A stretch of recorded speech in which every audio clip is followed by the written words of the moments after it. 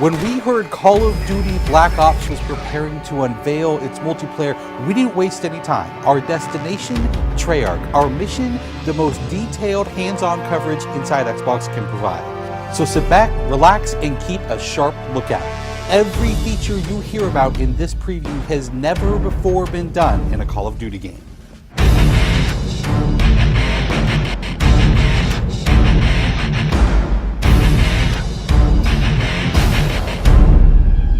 We begin where the multiplayer trailer for Black Ops left off, with theater mode.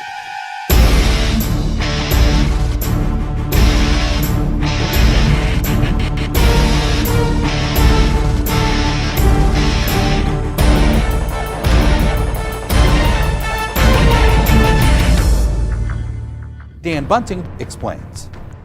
You can switch the camera from any player's perspective in both first person and third person.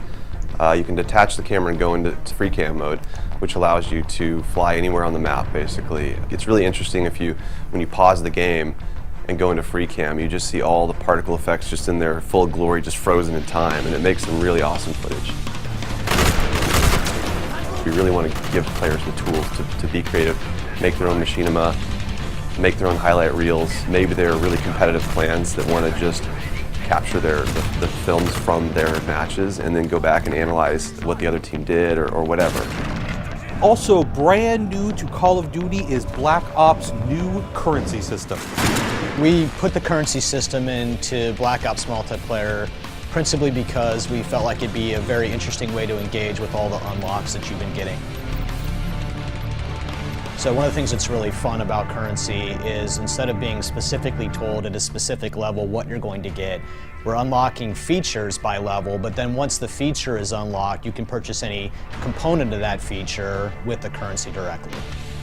Of course, when you got a little currency jingling in your virtual pockets, nothing feels better than putting it on the line against your fellow players. Say hello, everyone, to wager matches. When we were developing the wager match game modes, we went through a whole bunch of ideas to find the 4 that we were going to use to ship inside the game. And really, if it wasn't people screaming in joy and frustration when they were sitting around the office playing, it wasn't good enough to be a wager match. Wager matches are all free-for-all modes, and they exist separately from the standard playlist. They include game modes like Gun Game, where you're in a race to score a kill with 20 different weapons, beginning with pistols and advancing through ever more explosive weaponry. It's extremely rewarding for us as a design team to put something up there that people are reacting to really well and it's slightly different than what they get, and everyone loves the core game. And you have to be very careful when you're finessing the core mechanics of the game. But wager matches let us kind of get our creativity flowing and do some things that you're not normally used to, and then spin them up in unique ways and combine things in ways that you haven't seen before, that you never really thought of and that wouldn't be appropriate for the core game, but are completely appropriate for wager matches.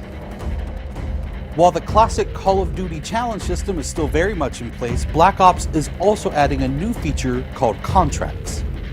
Right, so if you're using the contract system, you actually have to put up a little of your own currency in order for a bigger payday. And depending on the contract, some contracts pay XP, some pay more currency, some pay both.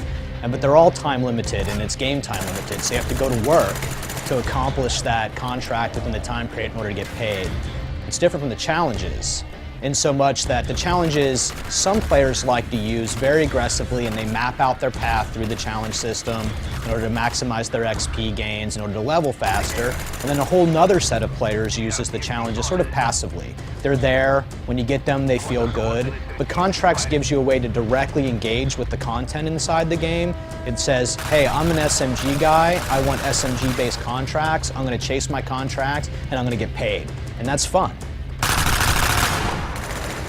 Another focus for Black Ops is player customization, including things like unlockable face paint, unique perk-specific character models, and a whole lot of weapon customization. We've been we stole the line from Full Metal Jacket, this is my weapon, this is my gun, and we're chanting that around the office as sort of our mantra for this feature. Originally it started with one of our designers he just made kind of an offhand comment one day where he said, you know, I really have a certain attachment to the weapon that's my favorite. I want to make that weapon mine, and that was all it took. So from there it was just, what are the things that are cool? It's like, put your clan tag on your gun, of course. And we've got, the emblem editor by itself is an element of creativity for players. And then the reticles, of course, why not give people the option to select what kind of red dot they have. Maybe they don't like a dot, maybe they like a circle, maybe they like a triangle, maybe they like a standard crosshair, maybe they just want a line. And then there is combat training, which allows you to get comfortable with the trappings of multiplayer by competing in matches against AI-controlled opponents.